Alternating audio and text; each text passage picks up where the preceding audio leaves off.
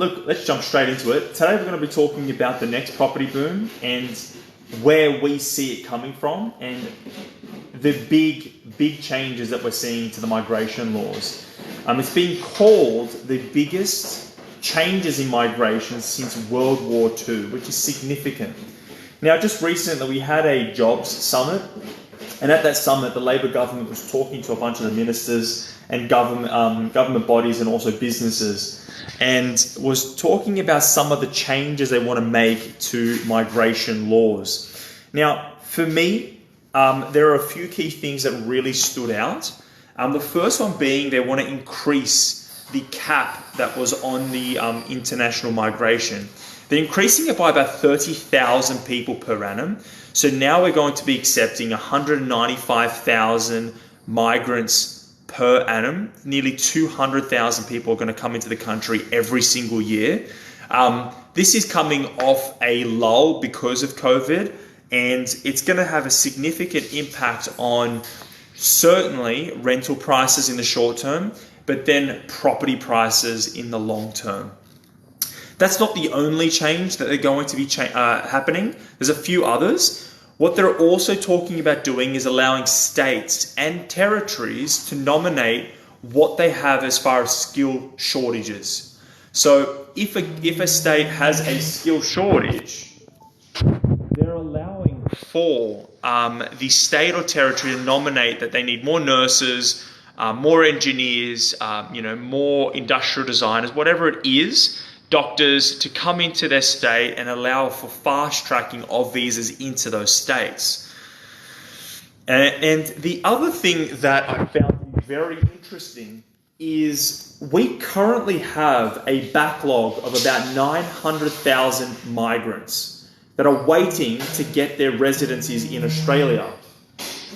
Now, with that backlog, what they're doing is they're talking about spending $36.1 million on staffing over the next 9 months to bring in about 500 more people to push through that backlog and fast track the 900,000 applicants. So there's 900,000 people just waiting, nearly 1 million people trying to get into the country to have their visas approved. Once they get their permanent residency, it makes it easier for them to purchase real estate, get lending, and that is going to put a lot of pressure on the property market.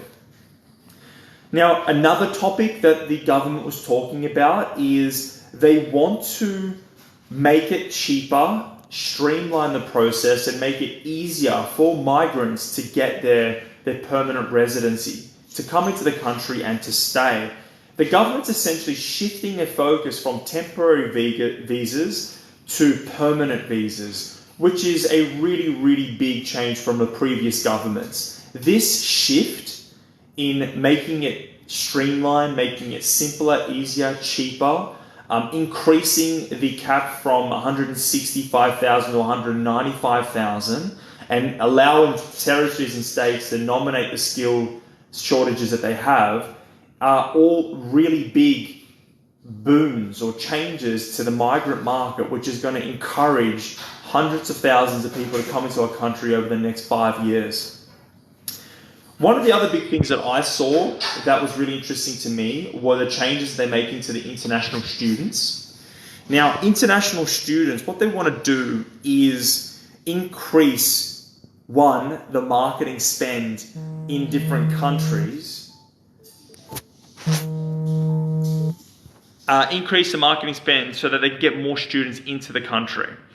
The second thing they want to do is they want to create incentives to come in, and what they want to do is fast track grads into the country, and then once you've got your postgraduate, once you've got your degree, they want to allow people that have their degree to stay in the country for longer. So if you've got if you're a graduate, if you're a postgrad, you've got 4 years that you can stay after your degree's been finished. If you're doing your masters, you can now stay up to 5 years.